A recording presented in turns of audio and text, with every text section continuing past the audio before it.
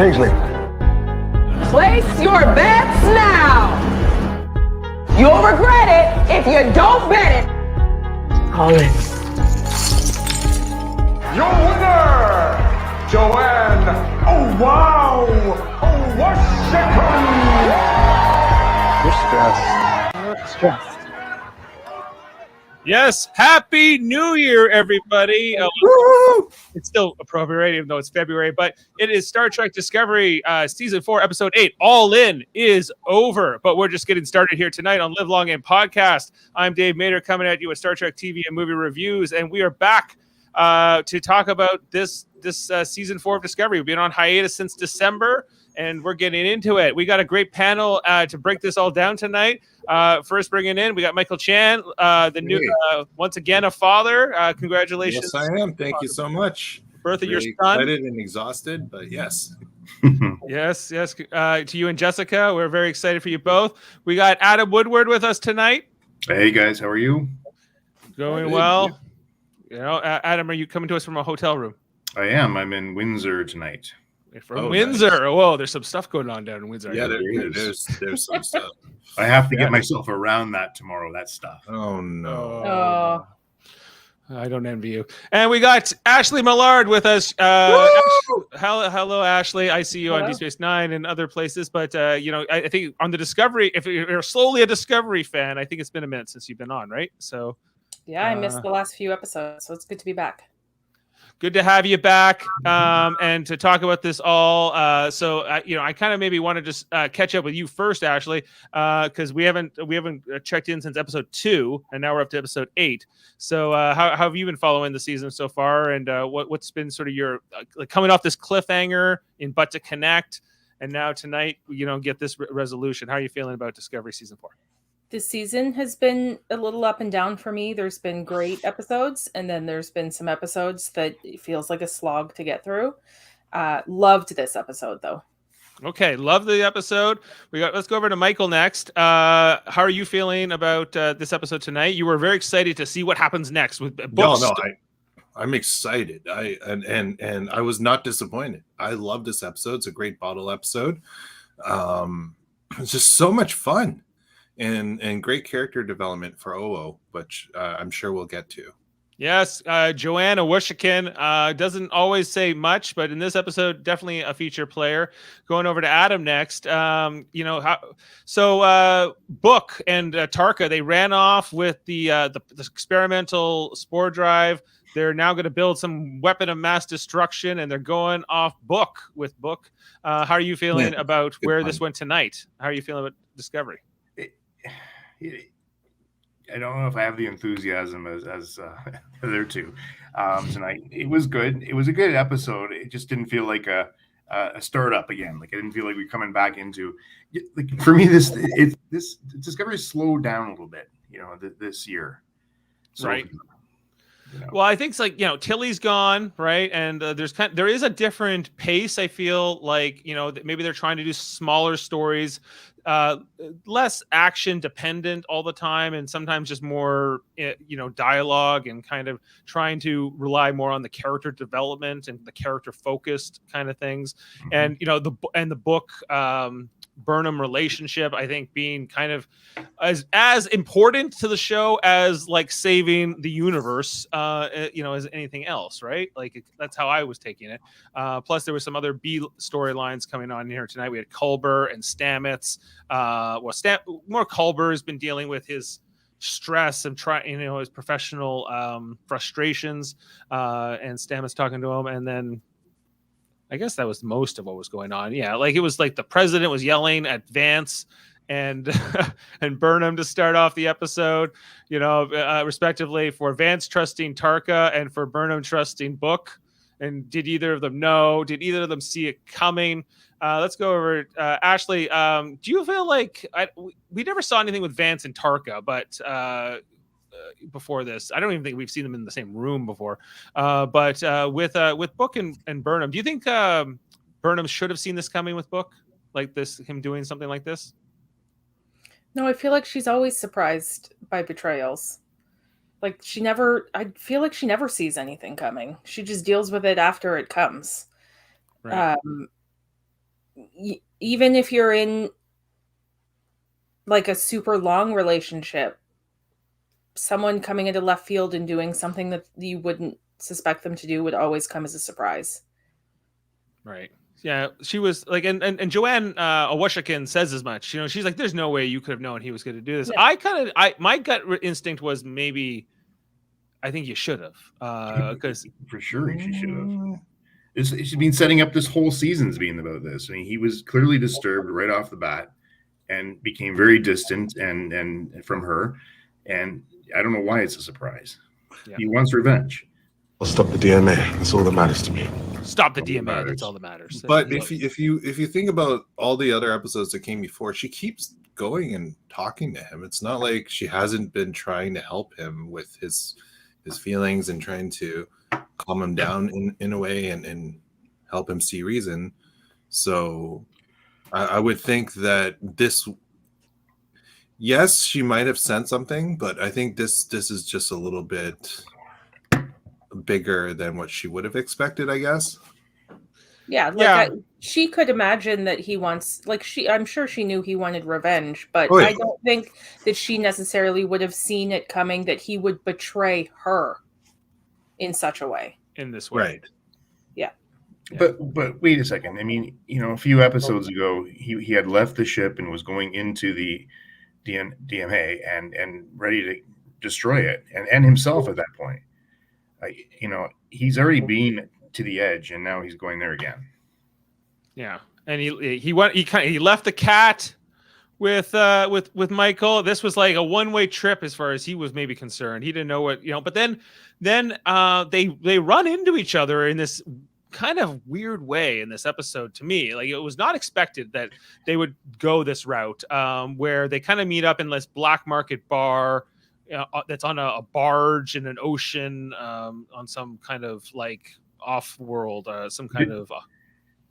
Were you guys that line? Oh, I'm going to see an old friend, and I'm going, man, you've only been there like a year or two. Old friend, yeah, you've only been in this century for 2 years, but you know it's all relative. Maybe that's the person she's known the longest in this century. That would be her. Depends on what the history is there. Like if a lot happened in that year. Clearly, her running stuff through that. Well, Book's her oldest friend for sure. Well, yeah, Book's definitely her oldest. Yeah. This place that they went to, right? Like this. Here, I'm just gonna get the perfect shot of it. 1 second. This was very interesting. I like this part of this. You see, like this sea serpent, right? As you're approaching. And it looks like this monster's gonna, you know, come out of the ocean and get you. And then and Washikin's like, "What do I do?" And she's like, "Just fly right into it. It's okay." You know, it turns out just to be a hologram. And then it as it's about to. Oh, here, let me just get one more shot here. As you're kind of going through like the mouth of it, you see this barge that like appears, and then once you're in there, it's this very like kind of like anything goes, but no technology, no kind of weapons of any kind. So you know, it's more of a place you would get into a fist fight, or you would go to gamble or negotiate. But like they kind of explain here, like Starfleet has no authority here. The Federation can't come here. So like this is, Burnham can come here to kind of like negotiate things or kind of talk to these people, but and she had a hunch that this is where Book would go to get this. What was it called? Like the mitoclasm or something, like whatever the ingredient they need to make the big bomb that Tarka and Book are not supposed to go make, because they all voted in the last episode. We're not doing that. We're going to try to make first contact first, which seems like the sensible thing. Now that. But no, they're going to blow it up, and Tarka has his own motives, as we're finding out. It's not just about stopping the DMA at all costs for him. It's about getting to energy and power so he can get to some kind of a promise. Anyway, where should we start? Let's get it, like the episode. Just this concept of how they meet up here in this bar and this kind of I don't think poker it's weird, game. because I think Michael already had a hunch. She could have been wrong, and that they wouldn't have met up. But she was right about what ingredient he needs and where he could potentially get it. I'll clarify what I mean by that. What the whole thing of like they stole the Spore Drive prototype, which the president explains is like, that's a really big deal because that a lot of their alliances and their deals and the fragile piece they've kind of they've brought back together kind of depends on their need to get off dilithium, which is kind of a real world allegory. And they've beyond that, like they're going off and they're going to attack this species. They might start some kind of intergalactic war. There's a lot at stake here. And Vance, Vance was like, they've stolen classified tech. They've stolen classified tech. He said, I need book a ship found. Scramble every available vessel. Right. It's like the manhunt is on. We are going for them, right? Like spare no expense. And it's like, well, yeah, but they hid inside some barge on some ocean, on some like I feel like there's enough here to go like beyond like kind of traditional respecting the neutrality of this world or whatever that they could I guess they said like Discovery would have been shot out of the sky if they tried to get near the planet. That's why they had to take a shuttle. I don't know. That was just the part that was weird to me because I was like, I feel like you have to try to arrest these two on sight, just because of the stakes that's at play here. But maybe I'm getting too hyped up. I don't know. Ashley, help bring me down if I'm getting too far away with myself. I mean, I understand why they couldn't attempt to arrest them. It was only the two of them. They had no weapons and no means of communication with the ship, and they're in space where the Federation has no jurisdiction. That's like police from Canada trying to go and arrest someone in another country where they have no rights to do so. I know it would be hard, but you got to try. But they can't. What? Anything. Like the stakes are too great. Like you can't. Like it was just like, hey, we're running into each other, and then it was like they were just picking up where they left off. For me, and that's what I feel like she didn't even seem as betrayed as she really should be. I think in some ways because like I think she's confident in her ability to bring him back. Yeah, not arrest him, like bring him back. And I think she did the right thing. Instead of attempting to arrest them, she is tracking them. Yeah, trying to find opportunities to reason, to negotiate. It's a smart tactical move, and right. Unfortunately it didn't work, but at least she got jumping to the end, she got a tracker on there. She did. However, okay, two things for me. First of all, I always love how they portray these like little gambling worlds or colonies or wherever they are. They're always like this little seedy, dark, run by a mob boss. I love it. That guy was great. Yeah, Mazzaro. I rarely like pull sound clips for like guest stars and like who might be one-off characters, but he was interesting. Well, you two are strutting around like Klingons in a disco. We'll settle this courier fashion. We should settle it in the traditional courier fashion with a game of Leonian poker. He was, and the mob boss thing straight on with this one. Swim the Parathian Ocean with weighted boots. Exactly. Swim with the fishes. Yeah. He had a good day today. He made a lot of money off all this. Oh, yeah. And I thought whoever the guest star was that plays him, I wasn't too familiar. But he was good. I thought that there was kind of I'd forgotten really that Burnham had done this whole year as a courier and knew other people and had this sort of connection. It was sort of lost on me for a minute. I was like, oh right, and she's done book for even longer than we know because we skipped this whole year, right, until the ship showed up. But again, this is my second point on this is that, well, first of all, I love how Star Trek always does these off-world colonies where they have no jurisdiction. I think it's always kind of funny because they're the military, they can do anything. But here's the bigger point to this. I understand the relationship with Book and the fact that he might want to, or she might want to bring him back and think she can reach him. However, she doesn't have a relationship with Tarka. She could easily he doesn't have any super strengths. She could take this guy down pretty simply. Mm-hmm. Right. Yeah, but you're going to try to do that inside a casino. I don't think tactically that works very well if the bouncers are going to kick all of your asses because there's more of them than you. Maybe.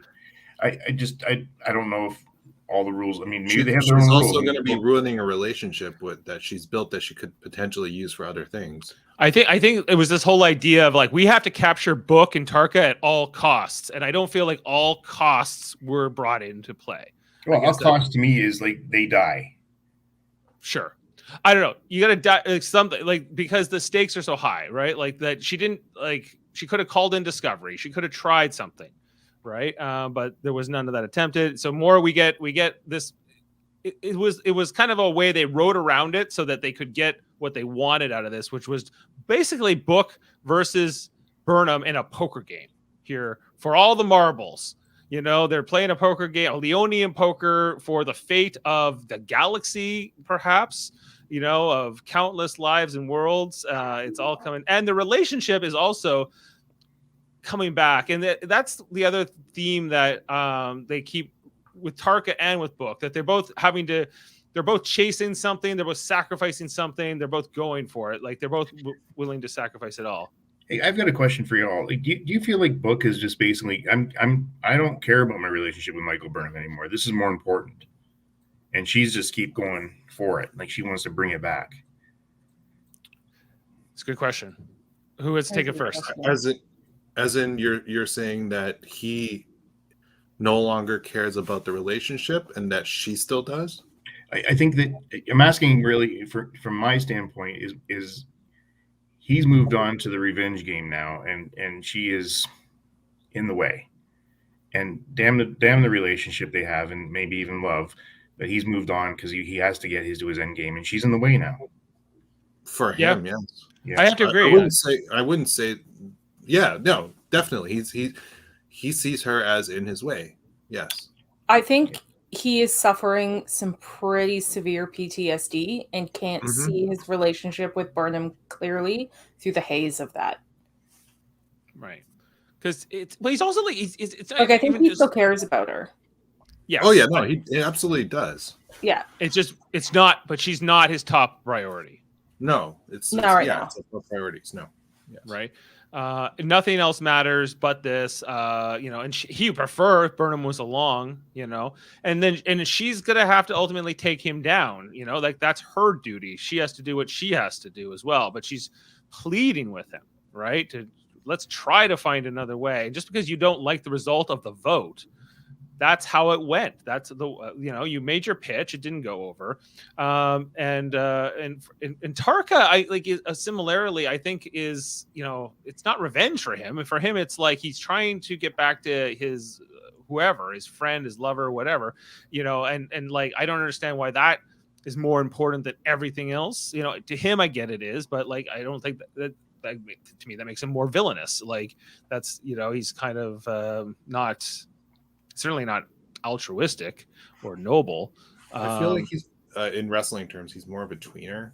So yeah, well, I think we're supposed to kind of hate him in general. We're not supposed to, you know, he's not he's on the good side, but he's got some like darkness to him at least. He does, and some edge, and you know, and different dynamics. So it's.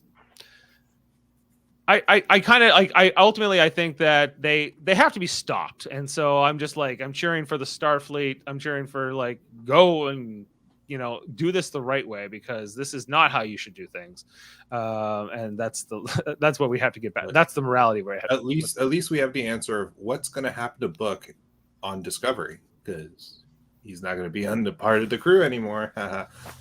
If he's in jail. Got that out of the way. Well, no, but Tarka said, don't worry about it, man. We're like, we will be pardoned. Once the DMA is gone, she'll face political pressure to pardon us. She'll find a way to explain that in this case, the ends justified the means. Right.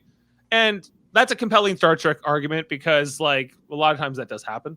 You know, where you know, Kirk broke all the rules and you know, but then they, you know, he saved Earth got the whales and everything. It was like, okay, well, it's all right. And Burnham similarly, like, you know, mutinied and started a war with the Klingons and went to prison, lost her commission, but she saved the Federation from the Klingon War. So it was like, okay, forgiven. So like things do happen. Like I think Tarka Cisco a time or two, you know, Commander, I said fire torpedoes. I think that there's some precedent here in Star Trek universe, at least, that if you can win over the crowd, you could maybe get out of some of the legal hot water down the road, perhaps. Like if you remember, Ashley, that Garrick did try to commit genocide against the changelings, and only got 6 months in a holding cell, and then everything was fine. Right. Worf tried to kill his brother and got a stern talking to. Yep. Right. Yeah. It was more like, yeah, I'm not giving you guys any more slack anymore about this. Get out of here. Speaking of which, okay, we also had Wushikin. Let's talk maybe about her use in this episode, because she kind of she said, I'm going to just find a quick shot of her here, but Burnham brings her on this mission, and I was really happy because we don't get a lot of this in the episodes where the non-main cast and the Wushikin and some of those other bridge characters, they aren't like the main people. They've always been sort of supplementary, and they've sort of done more or less with them over time, but they both get to come on this mission. Of course, they both look like so out of place in these bright uniforms that they walk into like this dark, dingy barge on. I love it. I love how. Why wouldn't they change?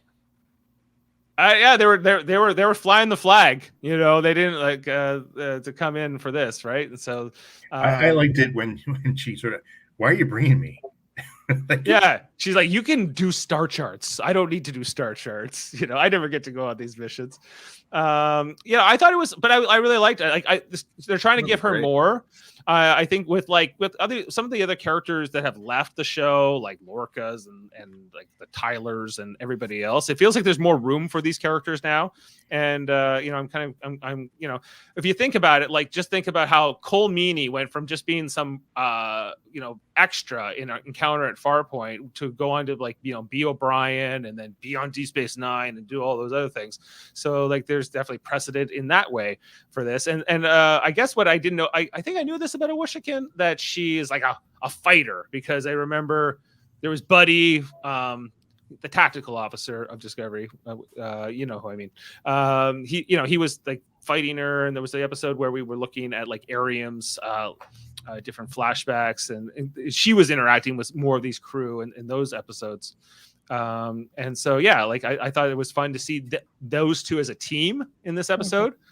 Especially it's like two black women, I was like, this is a good idea, to put these two on this mission together and let them do it all and fight their way through this bar and kick some ass and hustle some money out of these guys. I thought that was clever. I thought that the theatricality of the sparring, a ring and everything else was neat. With Burnham in her corner, kind of like who was Rocky's trainer? Mickey. She's kind of like, she was like Mickey, she's like, come on. Up, it was great. Yeah, she had some great quotes in this one. 2-to-1 odds are a steal, folks. Double your money now. Joanne. Oh, wow. Oh, Shaku. Oh, wow. The most ferocious fighter this side of Felton Grime. That's right.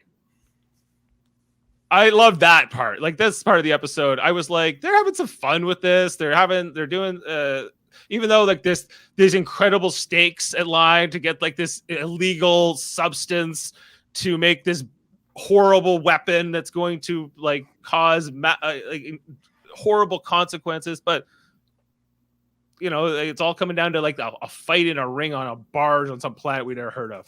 And when that first round with that guy, and he picked her up over his head, and she is tiny. Yeah. I was like,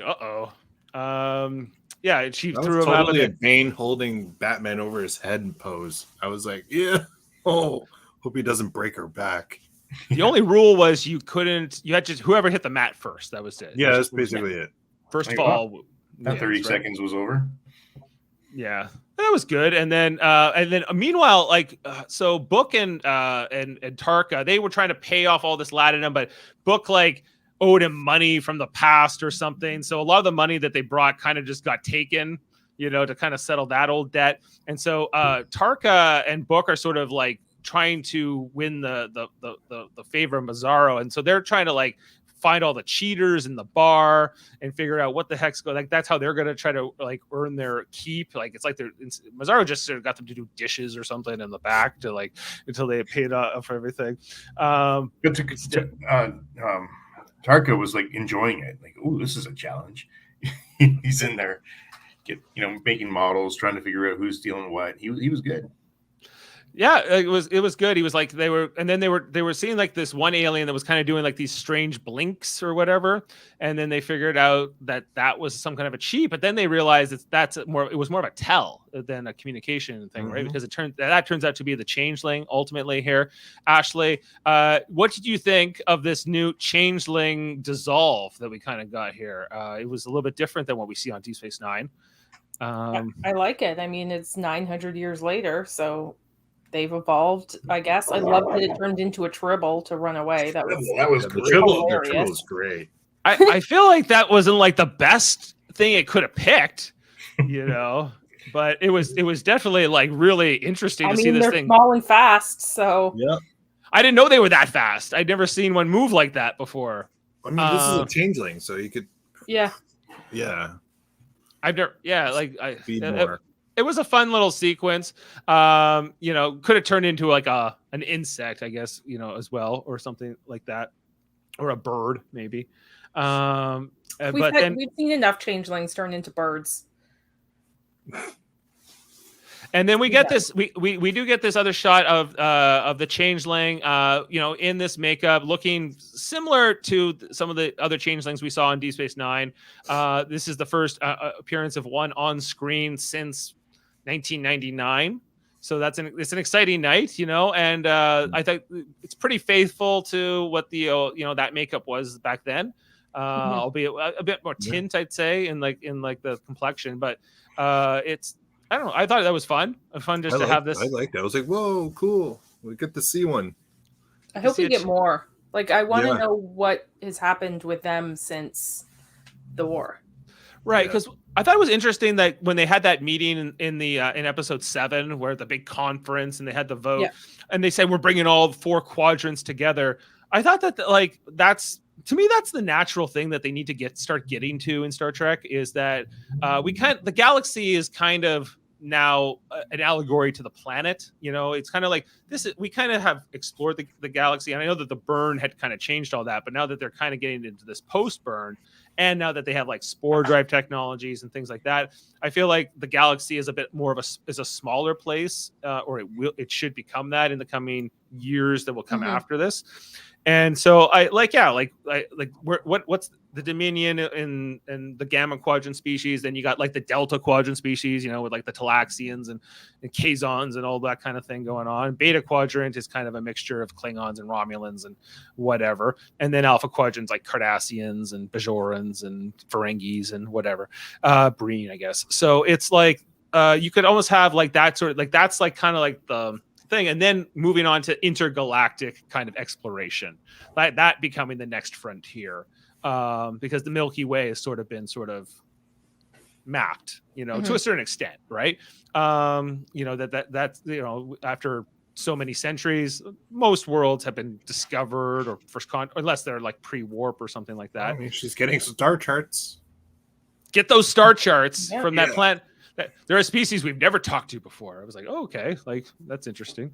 Always an explorer. She's the true explorer that came out. Yeah, it was good. Like it was. I think that's what I want to see more of. Like what's going on with the Dominion? How is the galaxy going to come together? Because they said that the Federation is much even smaller now than it was in the time of I guess Picard and them.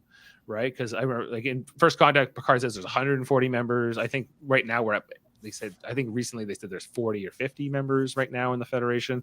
So it's definitely they're not in their heyday. Like they're not super small, but they're not at their peak anymore. And where am I going with this?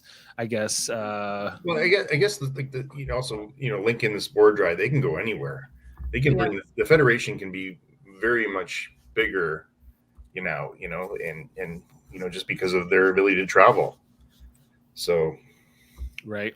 Yeah, I think that's the whole thing. But I like the idea of spore drives. I think it was really like when they first introduced it in the first couple seasons of Discovery. I'm like, well, what if this technology existed? I couldn't put it together back in season 1 when we were first watching that on the first run. I'm like, how could this technology exist before Kirk and nobody knows about it? And this is Spock's sister. None of this makes sense. And then, of course, now it does make sense because I watched the everything up to this, and like they went to the future and it was top secret and whatever. But yeah, like the spore drive is cool. I like the idea of trying to get off dilithium because I think that's an allegory that Star Trek can play with to have a real world, a real life kind of connection to like oil. I think in particular is the obvious connection, because that's still the substance we are dependent on for energy largely, and that has consequences. And dilithium and traditional warp travel, they've said, has impacts on subspace and long term travel there, and so like an alternative form of intergalactic or even galactic travel is sort of needed, right? Mm-hmm. And so that's what they're moving towards. And then from there, exploring other galaxies and go find those. What are they called, Ashley? The Keldons from Star Trek: The Original Series. Yeah, the Kelvins. Hello, Hayna. See if their great grandkids made it back. Yeah, I want to know what's going on with what's his name? Damn it. Okay, sorry. I digress. Okay, so this poker game ultimately Book wins it. Just before I move on to like the finale or the final scenes here, there was this whole kind of scene between Awushika and Tarka. What did you guys think of this scene where she says that I kind of understand what you're doing, but on the other hand, I can read through this, and I think that you're just kind of doing this for your own personal reasons. And he doesn't admit to it. You can tell that she gets to him, right? Because he's like, "Who the hell are you?" He's like, says to her, "Am I supposed to know your name?" I felt it added to Owo, just very observant, so added to her character that she can see through things. One of her skills, and just showed that he really just hit home that he's not as altruistic as we would hope we would like him to be, at least. Yeah. Right. I don't see any, I haven't seen any redeeming qualities in him since the first episode he was on.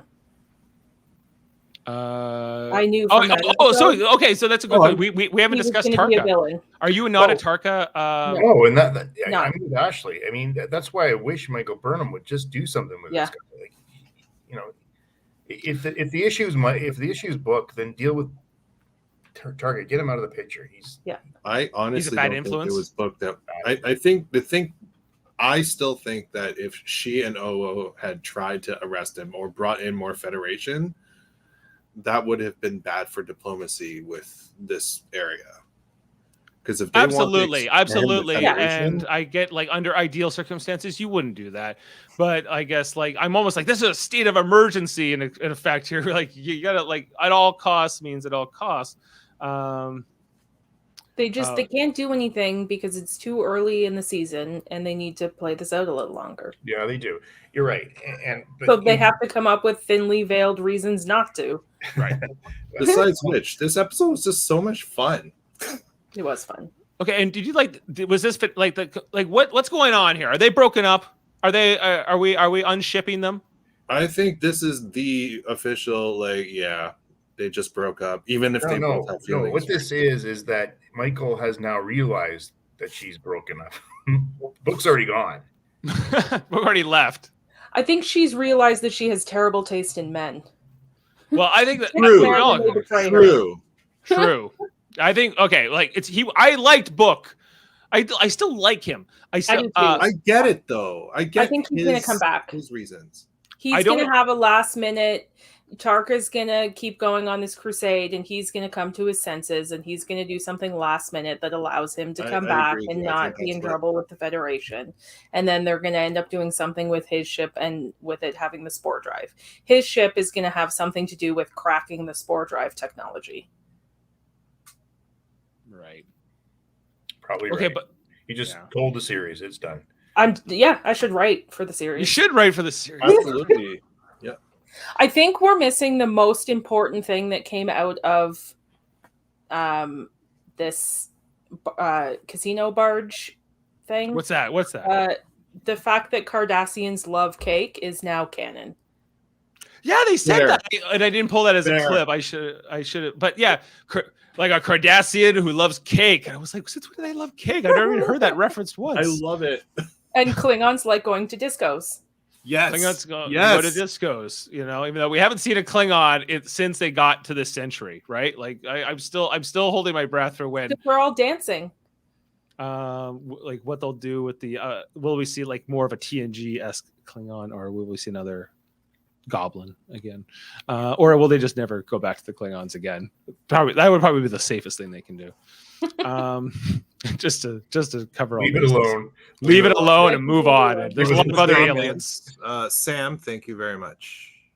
Oh yes, we got a congrats here for it was baby Gus, and then if you need tattoo advice, Sam, I am not your guy.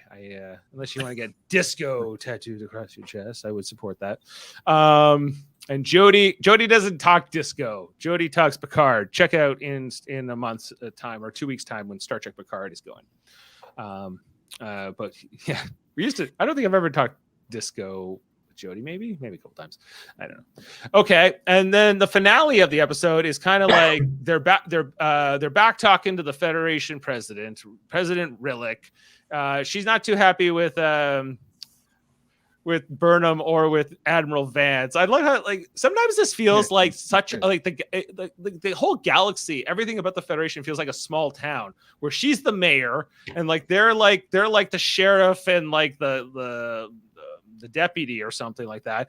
As you know, she's like, well, go ahead and get him. You know, go get a posse together and go ahead and get him. And it's you know, like I'm like okay, like it feels not like they have a direct. She's a pretty important captain, clearly, right? Yep. Mm-hmm. He likes your T-shirt. Thank you very much. And Star Trek or Gilligan's Island tattoo, always a Star Trek tattoo. Trek. Always. Right. But this is where they tell her, I put the tracker on. And then to end the episode, they have this whole meeting in engineering and Discovery to talk about how they've kind of figured out what's going on with the DMA, that it's mining this particular substance. I'm sorry, I'm just going to look at, I don't know if anyone wrote down the name of it. Boronite. It only occurs naturally infinitesimal amounts. So if you can get enough of it, you can make something incredibly powerful, but it's just hard to get any amount of it accumulated. And they figured out that that's what the machine at the heart of the DMA is doing, because every time it goes somewhere, there's none of that substance left. So again, the DMA is not. There's no point in making first contact with the DMA. The DMA is just a machine, right? Yes, it's a weapon or whatever it is. But they know where it came from. They know it came from another galaxy, and I think they somehow know how to communicate with those people, or they have a theory on how to do that. They have coordinates, right? Because like that part of what Burnham had to do in this episode was like do reconnaissance on trying to make this first contact. Like they're trying. Yeah, that's how this episode started, and I was actually looking forward to that. Yeah. But it's like, no, I guess it's not that easy. Or again, I feel like this is like Starfleet is good to put most of its resources against this kind of a thing, because of how it's not just Starfleet, but everybody in the galaxy is affected by this, you know, and so they have to move quickly. But I think they needed like these emotional moments, and I understand why they wrote this episode at this particular point. But I guess to your earlier point, Adam, where just how. We're coming back into season 4 here. I don't know if they planned that there was going to be like a month off and then we're going to come back. Maybe not, and maybe that's a fair comment, but it didn't have the pace I was expecting tonight. Yeah, me either. I would agree with you on that, because it felt like that when they made these episodes and when they figured, you know, when people are going to watch this on streaming later on, they're all going to binge watch it, and when they go from 7 to 8, they're not going to know that there was a month and a half off, right? Yeah, so I do agree that it didn't have the. I guess return of the season feel to it, and I think you're right. This season at least was written in such a way it's supposed to be just continuing, and no brain. And when you said that makes sense, and then it takes sort of the sting away that I was looking for tonight, because I was expecting more. I was expecting more action, like something like a big bang, and it was more of like this smaller episode, which I think. I was going to say, I think part of what happened in the mid-season finale and all that, outside of Prodigy, obviously, for scheduling purposes, I think they had such a big hiccup with Paramount Plus and just the launch of Discovery in general. And Prodigy also had to be. Like... Yeah, it's that I think they needed to do this because they're regrouping, right? They're trying to get Discovery and all this stuff, and Paramount Plus and all this around the world, right? Right. Absolutely. One more question before we get to ratings. Just everything with Culber and Stamets in their quarters and their whole scene. What was that? Did that work for you guys, or no? Like, was it just filler? I don't know. I feel like they were like, we need to do something with we have this storyline going with Culber where, you know, he's got this post-traumatic stress and we need to deal with that. Like many of the Discovery crew have had to, and like this is his turn. You know, and he was. I felt it made sense because of the fact that he was trying to help Book. So they needed something to show the effect it had on him. Right, because Book going on, like he was more upset about Book than Michael.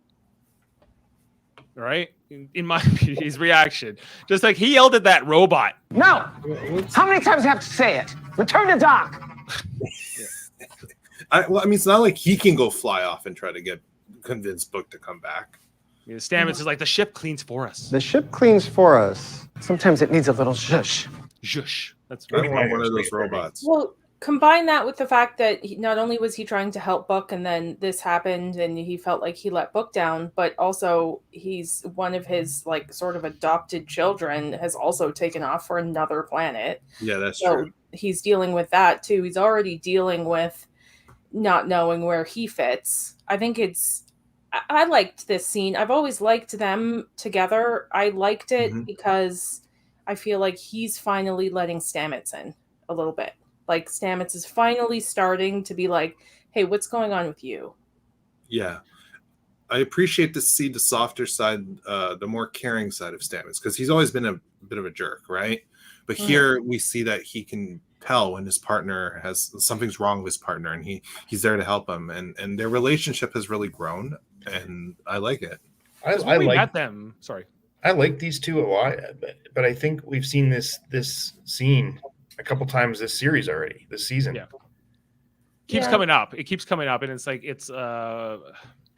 and I guess Adira is still taking Gray to Trill, right? That's what's going on. That's why Gray. Yeah, that's what's going on. Yeah. Or Adira. I'm talking about Adira too, right? Like Adira wasn't here, so like. But I feel like they needed to check in with these two characters tonight because there was stuff going on with Book and Stamets and Culber. They had some interactions, I guess, this season, and they wanted to sort of get back to that. On the other hand, it felt out of place. It felt like it was this one scene that kind of got dumped in the middle of the episode in some ways to me too. I agree. You know, okay. So with all that to say, I do have a couple things maybe to mention. Let's call them details discovered by Dave. This episode, as I said, marks the first appearance of a changeling since What You Leave Behind. The changeling takes several forms, including a tribble, an Xindi insectoid from Star Trek Enterprise, and a humanoid more similar to the female changeling in Odo.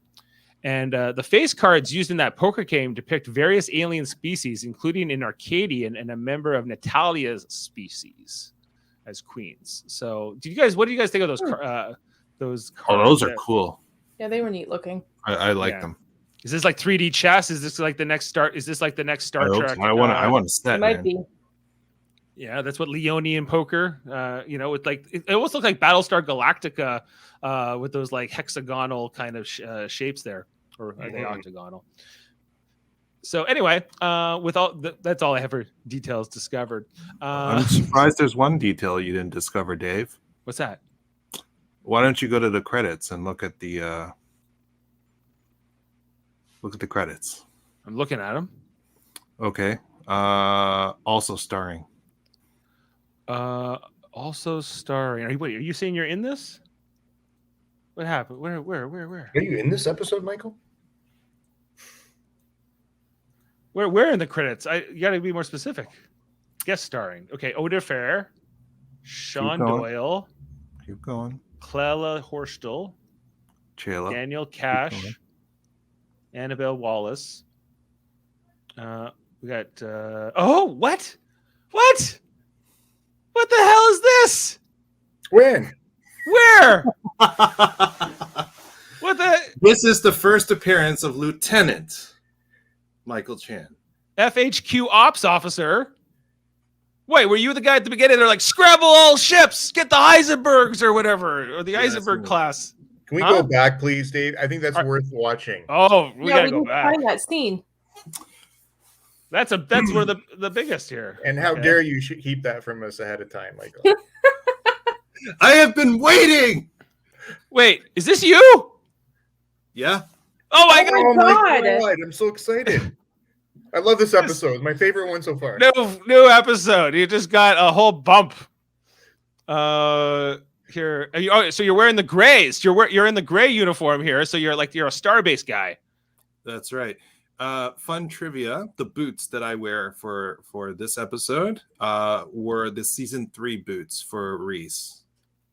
You got his I wore his boots. Yeah, hand me downs. You were in his shoes, if you will. I was, and it's funny because he's the other Asian one. That's right. There's only two. Also, my buddy Emmanuel John plays the security officer who says the line after mine, who informs Admiral Vance that it was his codes being used. Yeah, that was you. So yeah, this is me. I did not know this. There's a guy afterwards. This is Emmanuel, and here's the funny thing: when Emmanuel and I were on this, we're like, wait a minute, are we the Black and Asian like best friends? But like the analog for the Discovery ones on F8, like the Federation HQ, we need our own show. You'll be like the Rush Hour of Star Trek. Yeah, that's right. Right. But yeah, that's me. Oh man, this is huge. This is a massive moment. Congratulations. Yes, no kidding. When did you film this? Last year, around April, May. Wow. And you couldn't talk about it at all, right? I've been working on it. Last time I worked on it was actually 2 weeks ago. And you got to work with like Oded Fair, who's like great actor, done all this amazing stuff. Yes. You know, he's looking right at you.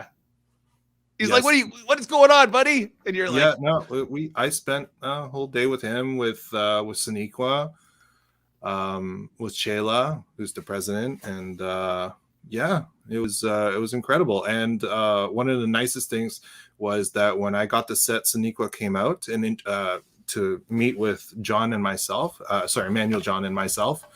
And she welcomed us to the Star Trek family and the Star Trek universe, like personally. Well, that's exciting. Amazing. Wow. That's so cool. I am on top of all that, Oded Fair has blessed Gus, because I told him I didn't say anything about Jess actually being or pregnant or anything like that, but like, yeah, he was like, you know, when you have another child, because I told him I want another child, he's like, yeah, you know, he has my blessing. So he's the last of the Mohicans. Mm-hmm. You know. So Oded is fantastic. He's a great guy, and he helped save the world from a mummy. Yes. Yeah, the Mummy Returns, right, or whatever. And the Mummy. Mm-hmm. And the Mummy. He was in both. He's been in all those. What? Need to rewatch ASAP, says Jane Mater. So I don't know if you guys have noticed, every single week I wear yellow. Every single week that you're an ops guy. You're an engineer guy. And I don't know if you remember the one episode where I'm like, so if you guys had a position in Starfleet, what would you want to be? You all said captain, and I said ops officer. I remember that. I've been throwing hints, and I said this year in 2022, I hope that you guys will actually have someone from Discovery on your show. You do. Well, okay, let's interview. You actually have someone from Star Trek on Live Long and Podcast now, and it's me. I had no questions prepared, but I am excited. I knew this was going to come. I knew this day was going to come. I just was, didn't want to say it. Sam's like, what? Michael's in Star Trek? Yes, I am. Captain would be stressful. Yeah, he says too stressful. That's why you're a lieutenant. I'm happy in my position of being the communications officer who's responsible for communicating with all the ships at Starfleet HQ. That's not just being a communications officer like an average place. Everyone communicates with HQ. That's what HQ does, and that's my job. You're probably the busiest communications officer in the fleet. Yeah. Did you know that they actually have not just like Discovery series? They have a Star Trek Bible, and they have a specialist on set. So the position where I stand, the way I actually used the command panel, everything I was trained in. It was like because you gotta do like I'm pretend pushing buttons, right? Oh, everything. Yeah. So and every time they make a mistake, and that's why it's crazy, because sometimes Dave, you'll be like, oh, but what about this or what about that? I'm like, how did the specialist not catch that? Because they actually have a guy who's running. Tell them I'll help them out. And this and this and this. I'll be a consultant, and I'll be like, you forgot about these things. Yeah. The uniform is incorrect. The uniform. Well, actually, there's nothing, no problems here. What was the uniform? What did it feel like to wear it?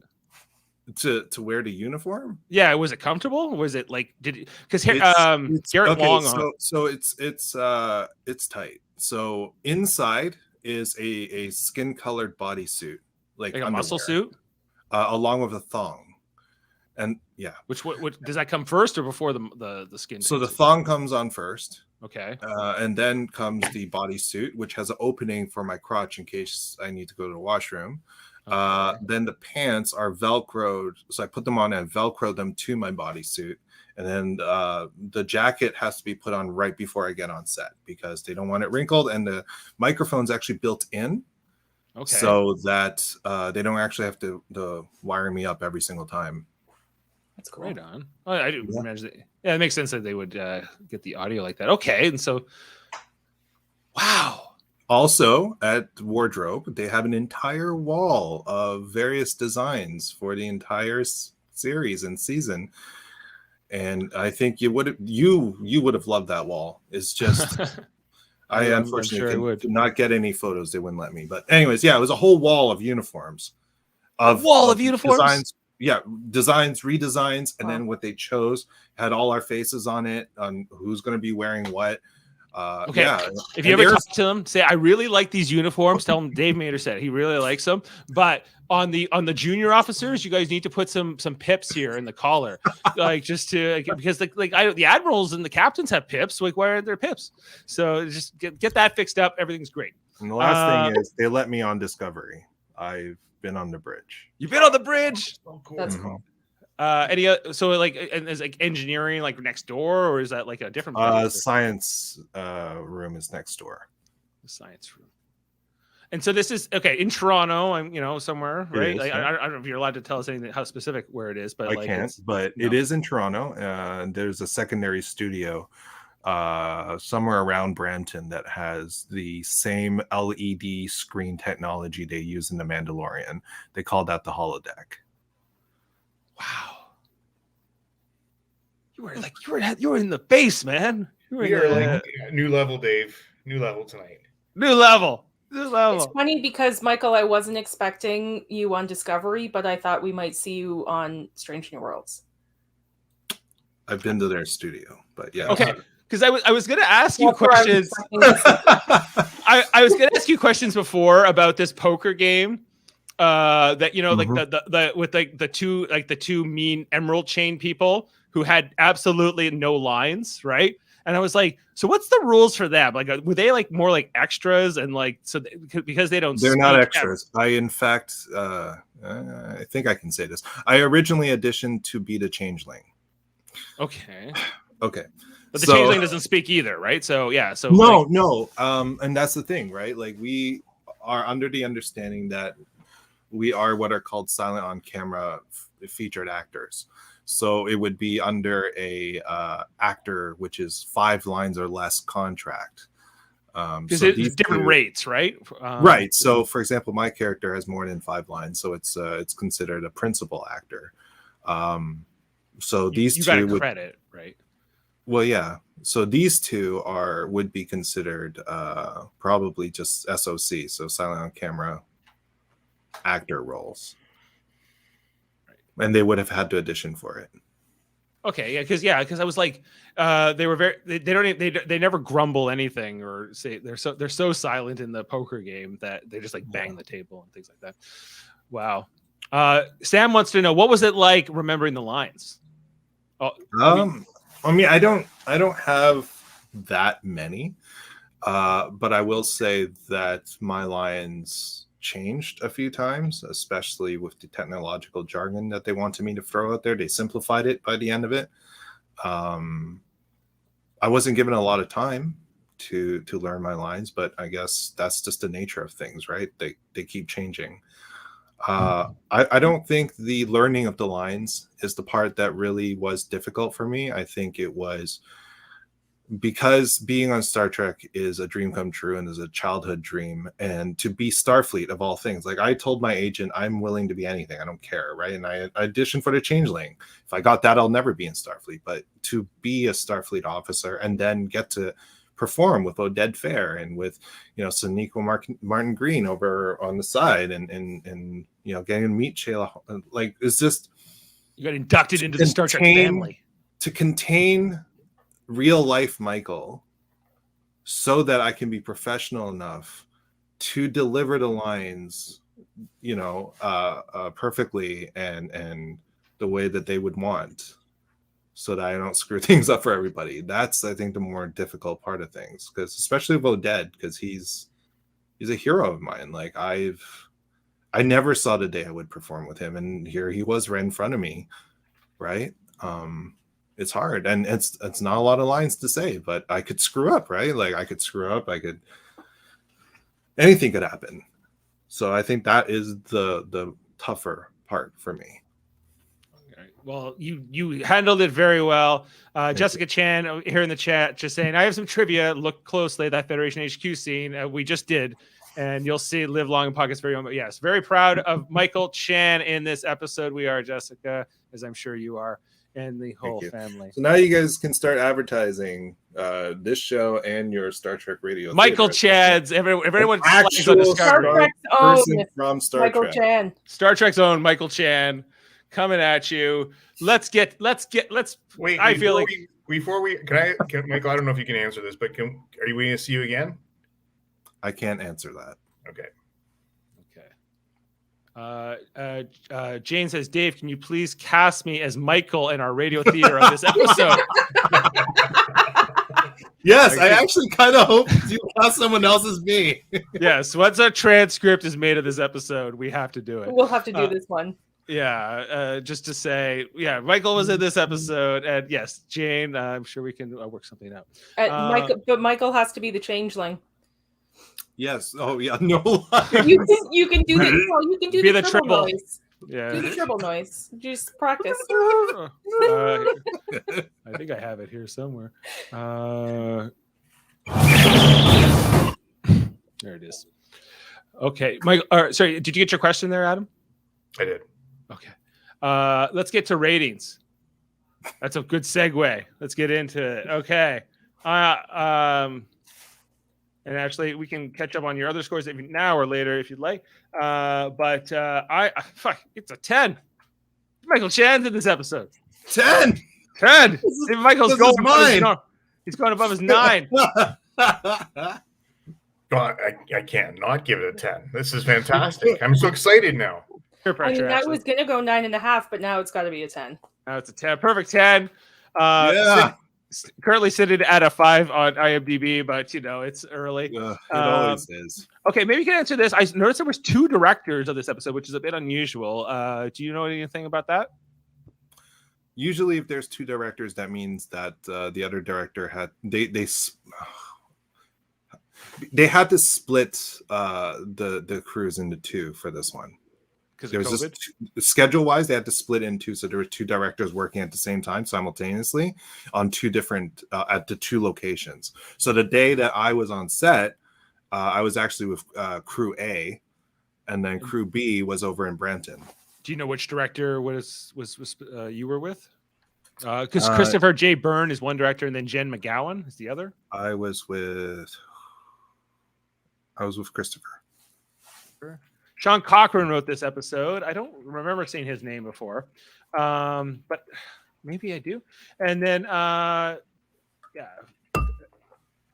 So you said this is almost a year old. You're saying since you got shot. You need to put a reference to Michael in this spreadsheet somewhere. It's getting to a year. It's been a while. That's why I'm like, wait. It was yes. It was. Featured character Michael Chan. Featured Michael Chan. Yeah, that needs to be highlighted for posterity or something. I do need to correct myself. No, it was Jen. Oh, it was Jen. Jen McGowan was your director. Okay. Wow. What a night here on Live Long and Podcast. Very exciting. And the suspense. I guess you've been holding it in since April. So I have. Yeah. So you're like, I can wait till the end of the podcast. Much longer than that, since I got booked well before that, and because of COVID, I had to sit on hold with a 2-month schedule blanking. Like they blanked my schedule for 2 months because they didn't know when they needed me. For you to come in and to have this one, it's a relatively small part in this episode, right? And they're like, block it all out. You're coming in, right? And the amount of work I had to do this didn't feel small, which is crazy, right? Yeah. Other tidbit: I had my root canal done the day I got my fitting done. So 30 minutes after I had my root canal, I was in wardrobe. So thank God for COVID. I had. I remember when that was going on. Your root canal. Okay. Yeah. Now you remember. Now you know the timing. I can put some context. The day I got my root canal, I went to wardrobe, and I could barely talk. And I had a mask on, thank goodness, because no one could tell that I was like, blah, blah, blah. Yeah. Sam wants to see you on Celebrity Big Brother. And did I ask the original series? No. When I was there, I did not ask any questions about the original series. However, I will tell you that the studio is filled with little cute signs that they've made for COVID reasons, all with original series characters. Okay. Just they had Spock telling you to mask up. Right? They had Uhura telling you to sanitize your hands. Stuff like that. Also, like in the cast area where the trailers are, we set up the main cast set up a kind of like a cabana. Like this is a bunch of chairs, an umbrella. They have like a cardboard cutout standee of one of the dots, the robots, and it's standing there. And there's like a dinosaur as well for no reason. And they all have drinks there, and I hang there sometimes with them. Wow! I met David Book. He's David cool. Ayala. Is that how you say his name? Yeah, he was around. Is he really British in real life, or is he only play? No, he's definitely a British guy. I wore a Voyager badge that day, like on my backpack, and he's like asking me where I got it. So I showed him the Amazon listing where I got it, and he's like, "Okay, cool." He's like, "I love Voyager. I'm gonna go get one." He was. Yeah. Maybe he likes the uniforms too, even though he doesn't get to wear one. I don't know. Didn't he? He tried one on in one episode though. Right. He tried a uniform on in one episode. Yeah. He did wear that. I can't remember why he had to do that. Because he was thinking about coming over. Yeah, he was thinking about joining. He's like, I think about joining up, and then that kind of went away. I'm not sure he knows about the chain of command too much. I don't think he's gonna like that too much. Anyway. Now I'm getting all the questions from Sam. Maybe not. Oh man, your favorite original series episode. He wants to know your favorite color. Your favorite color of shirt is, I guess, yellow now that you're in the operations division. It is now, yeah. But in the original series, you'd be wearing a red shirt. I would. I'd be dead. You'd be dead. Actually, they did a study, and guess what? Red shirts don't die with any more frequency than any other color. So it's fake news. In the original series? No, like they looked at all the Star Trek shows. No, it's just the original. But they changed the color system. Yeah. Yeah. but like now it's been, well, yeah, I guess only in original era, only in that particular decade, you will definitely die. But I like the Guardian of Tomorrow episode. I forgot the name of it. City on the Edge of Forever. It's a great episode. I love that episode. Yeah. If I have a favorite, that's it.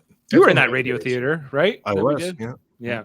And speaking of which, I'm going to segue here into talking about our other podcast here on Live Long and Podcast. Every Monday night, I am talking about Star Trek Enterprise along with Adam Woodward and Jody Simpson, who are leading that ship, and Kevin Millard, Glowworm's husband there. We are now into our, I don't know, like about 10 episodes into season 1. We just talked about Cold Front the other night, the Temporal Cold War getting going, and we're going to be talking about Silent Enemy next Monday night, which is kind of an introduction of the Romulans into the Star Trek universe timeline. Remember, this is the 22nd century. We're like 1,000 years before Discovery in this time, and it's still Star Trek. And then on Tuesday nights, it's Deep Space Nine at 9ish. We've been talking about every episode for 2 years now. Jeff was like, I want to do a Deep Space Nine podcast. I think it's going to take 3.5 years. He's like, fine, let's do it. And we're getting there. And we're moving through episode by episode. We did Nor of the Battle of the Strong the other night. And we're going to be moving on into season 5 right now. And of course, we've been talking now just Discovery, but also Star Trek Prodigy was going on. I was talking about that with Jessica Chan and Davin Skellhorn for many weeks. I did all 10 episodes until Jessica went into labor, that is. And so if you haven't checked out Star Trek Prodigy, I would highly recommend it. It's really interesting and gets better as you go. At some point later on this year, that they'll have more episodes come out, and then Star Trek Picard is on the horizon coming up. I'm going to be talking about that with Adam and Jody, I believe. Yeah, that I got to tell you, I rewatched season 1. It was much better second time around. Really liked it. Yeah, I at the time there was just things I didn't like. There were certain things I didn't like, and it was also just what was going on with Discovery at the same time. I think also colored things. But so I'm interested to get back into that and see what what Star Trek Picard is going to be doing. It looks like they're doing some really out there time travel stuff, perhaps, or something. And then Star Trek Strange New Worlds coming after that. The Discovery spinoff 3 years later. So get ready. And in the Star Trek Radio Theater, guys, making its comeback. Season 2 ended with a bang with Star Trek First Contact. We got now our season 3 premiere slated. We got Star Trek Discovery's Michael Chan joining us. Of course, he'll be playing Keiko O'Brien for looking for Parmak in all the wrong places.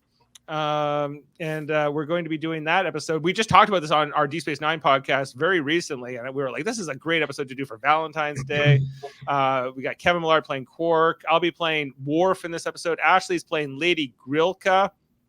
My wife playing Jedzir Dax. Mott playing O'Brien, and Jessica Chan playing Kira Nerys, and my cousin Davin's going to be playing Bashir and Turek. So smaller cast for this one. My brother... I'm a changeling. You are a changeling. You finally, hey, somebody cast you as a changeling, and it's just say like Dave Vader knows what's up to those casting directors and the agents, and so we're gonna be doing that on the Saturday night, February 19th, for the live version, the edited version to come afterwards. Really looking forward to that. It's a funny episode, and we're gonna be bringing that into our own version. And we have Super Mario Brothers Podcasting, a channel where my brother Jeff and I and Jaemeel Robinson talk about all kinds of different stuff. Marvel, Ozark. We talk about Big Brother. We talk about Survivor. We talk about all kinds of different shows. Check that out if you don't know about that. And eventually Gilligan's Island, Sam. And then that will be over there. And then Trivial Debates, a monthly show. We argue about movies, TV, sports. Somewhat recently, we had me competing with Adam and Chris Seymour and Davin Skellhorn. Ashley, as the host. I can't believe it. I heard. I can't believe it. I'm so sorry. I'm so sorry. Unbelievable.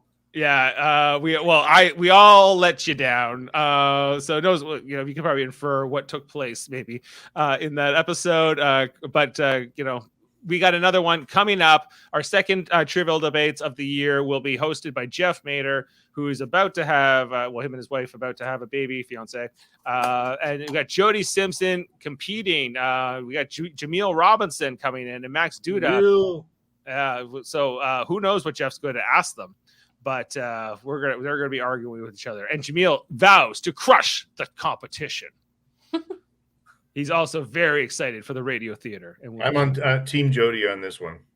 You're on Team Jody? Team Jaemeel. I gotta go with Jaemeel, I guess. No one's Team Max.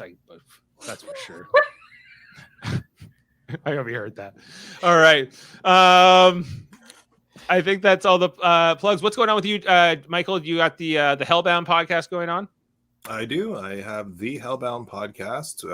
I just got off what I'm calling paternity leave, so I'm back on the show. Okay. Yeah, you're back at it, talking about horror. Yeah, it's a horror podcast. We talk about we originally wanted to just do horror films, but now we just talk about everything horror. And that includes real life horror, where I talk about my kids pooping on me and stuff like that. And also, I took a pop figure recently and crushed a box on air. As for some collectors, that's a nightmare, and that's real horror. The horror of destroying a pop. Yes, as it goes with the territory. I have lots I've thrown away. Yeah. Make sure to check out Davin Skellhorn's podcast. He's got Locutors of Trek, his Star Trek podcast, where he does all kinds of different activities. And he also has his X-Men, the animated series one, X-Rated, where he talks about all the X-Men shows. They were on hiatus this week as he was moving. And my son, Eamon Mater, he's got a podcast called Let's Talk About Fighting Games. It's a video game podcast where they talk about fighting games. He does it under his alias, Sam Jerka. You can check that out. Spotify, wherever you get your audio podcasts. And that's it. We were all in. Perfect 10s on All In.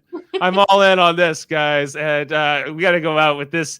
Oh, look at that. Michael Chad is David Lights. It's so exciting.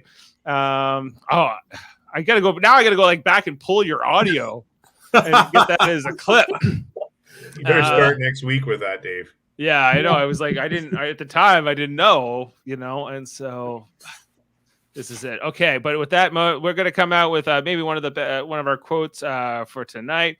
Let's go with the announcer here. Let's do that. Your winner, Joanne. Oh wow! Oh, Washington. Michael Chan.